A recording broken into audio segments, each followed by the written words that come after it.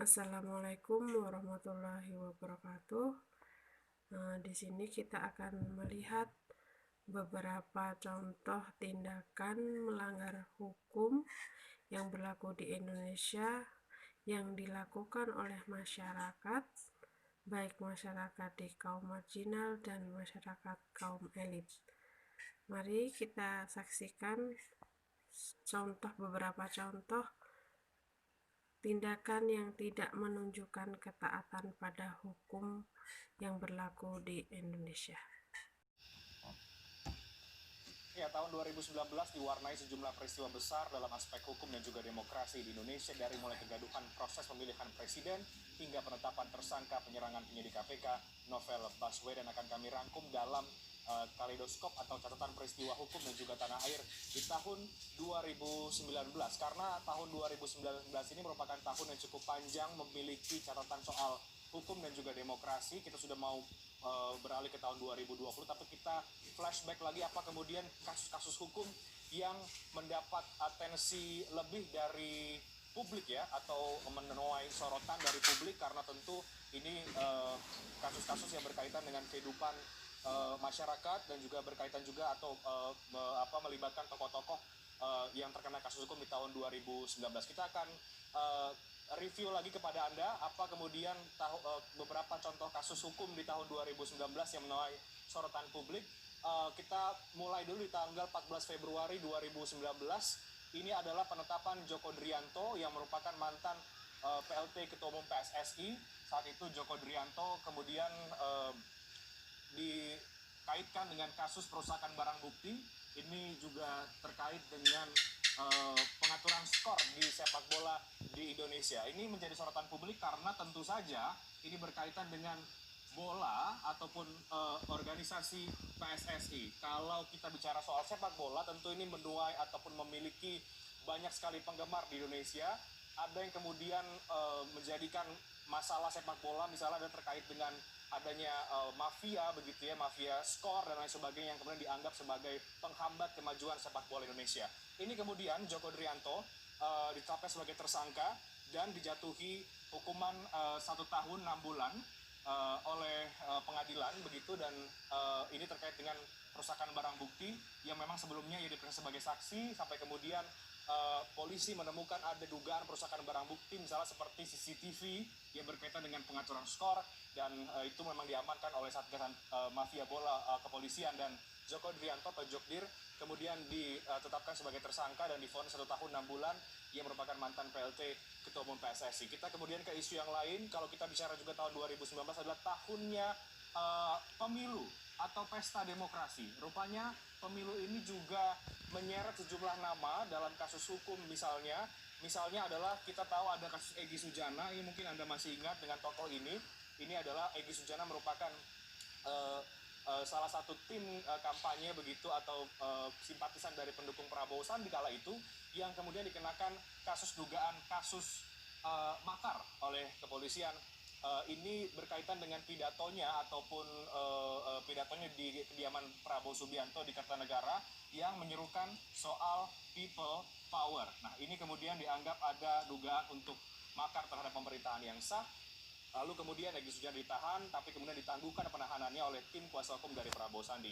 Itu adalah kasus makar yang banyak sekali terdengar di tahun 2019 ini. Apalagi kemudian kita bicara lagi soal kerusuhan di tanggal 21 dan juga 22 Mei.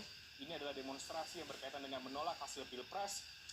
Ini terjadi di gedung Bawaslu di Tanah Abang, di kawasan Petamburan. Anda mungkin masih ingat saat itu begitu Jakarta terlihat sangat mencekam karena ada demonstrasi yang besar-besaran dan berujung pada kerusuhan di beberapa titik di ibu kota, dan ada ratusan orang yang kemudian menjadi tersangka, dan beberapa sudah dimasuk ke dalam meja hijau, sudah P21 berkasnya, dan masih berlangsung sampai dengan tahun ini, di akhir tahun ini. Beberapa ratusan orang tersebut kemudian ditangkap oleh pihak kepolisian karena berkaitan dengan kerusuhan, pengerusakan fasilitas umum dan lain sebagainya. Itu adalah di tanggal 20 dan juga 22 Mei yang begitu ramai saat itu. Kita coba bergeser lagi ke beberapa kasus hukum yang lain. Misalnya kemudian ada tanggal 30 Mei ketika Kiflan Zain ini ditangkap oleh pihak kepolisian, oleh Polda Metro Jaya, Kiflan Zain, tentu adalah mantan Kepala Staf Komando Cadangan Strategis Angkatan Darat atau Maijen Purnawirawan Kiflan Zain yang diduga tersangka memiliki kepemilikan senjata api. Ini juga masih berkaitan sebetulnya dengan apa yang terjadi di kerusuhan di bulan Mei.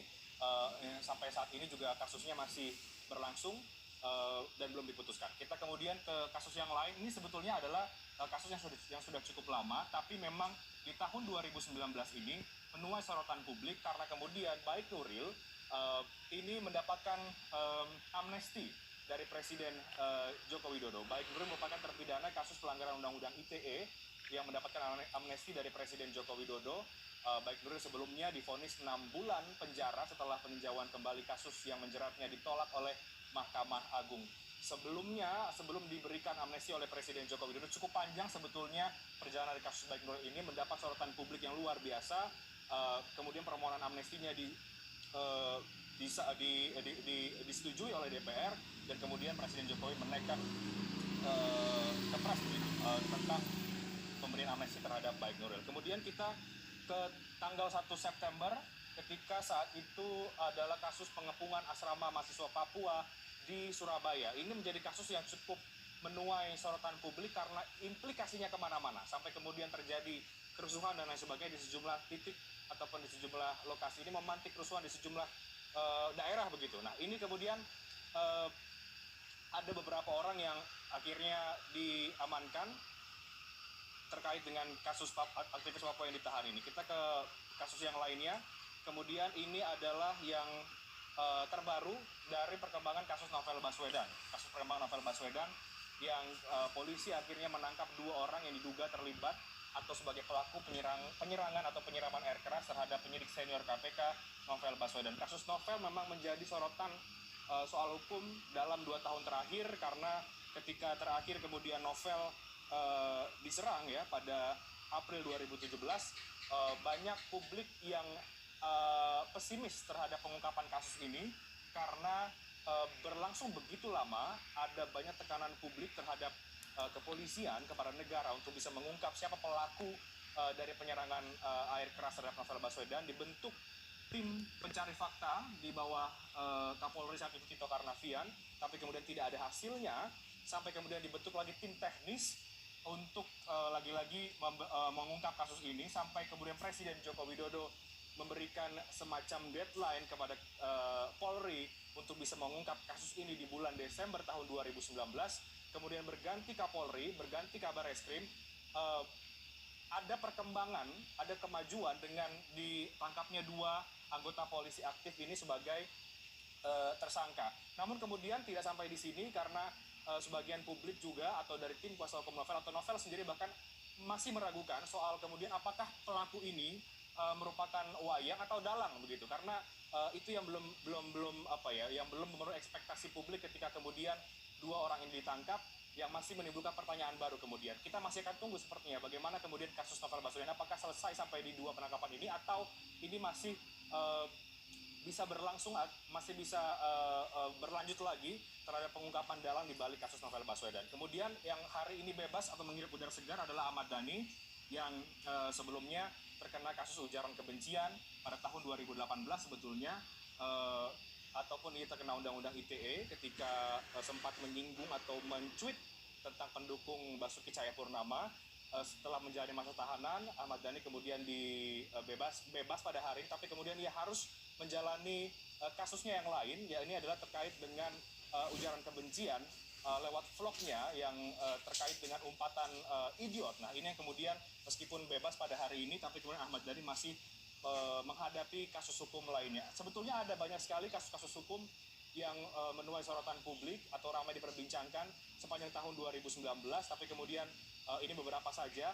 Nah, untuk lebih jelasnya lagi soal refleksi hukum dan juga demokrasi di tahun 2019 dari kacamata pakar dan juga LSM yang mewakili suara publik, nanti kita akan bahas usai jeda berikut ini dalam dialog khas Prime News. Kami akan segera kembali dengan pembahasannya tentang refleksi hukum dan juga demokrasi di tahun 2019. Tetap bersama kami.